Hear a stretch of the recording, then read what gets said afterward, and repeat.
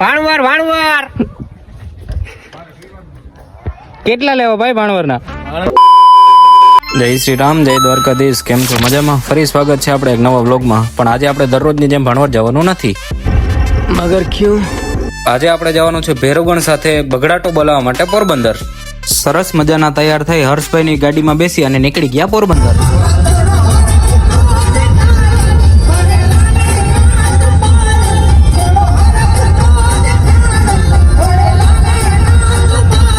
ગીતોની રમઝટ બોલાવતા બોલાવતા અને મોજ મસ્તી કરતા કરતા થોડાક આગળ હાલ્યા તો ભાઈની ફોર વ્હીલ થઈ ગઈ ભૂખી.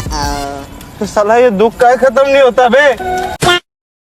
પછી શું, કેવિન બાપુએ ઓનલાઈન કવડિયા આપી અને ભાઈની ગાડીનો પેટનો ખાડો પૂરી દીધો.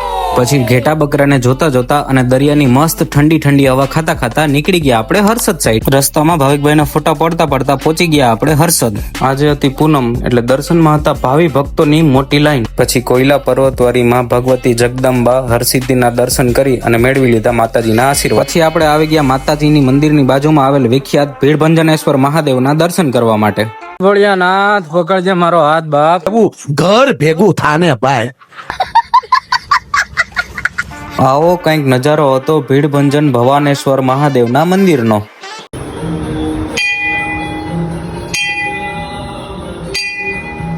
મહાદેવના ચરણોમાં વંદન કરી અને આપણો રૂટ રવાના થઈ ગયો હરસિદ્ધિ વન બાજુ. ત્યાં પહોંચતા જ મળી ગયા ભાવિકભાઈને બાળપણનો મિત્ર, જેને મુલાકાત કરી અને એન્ટર થઈ ગયા આપણે હરસિદ્ધિ વનમાં. અંદર જતા જ પહેલા આપણું હતું સિક્યુરિટી ચેકિંગ કરાવી અને જોઈ લીધું આપણે બૈડાના હાવજને.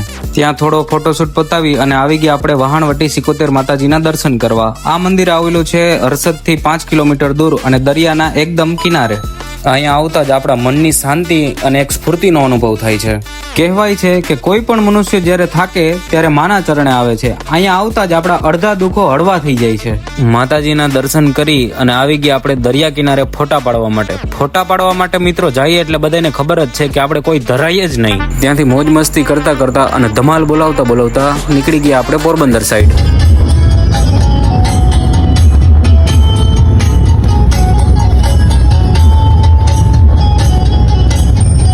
થી થોડું આગળ હાલ્યા ત્યાં તો રસ્તા વચ્ચે મળી ગયા આપણે કેવિન બાપુના એક મોંઘેરા મહેમાનને મળી અને પૂછી લીધા એના થોડા ખંબર અંદર.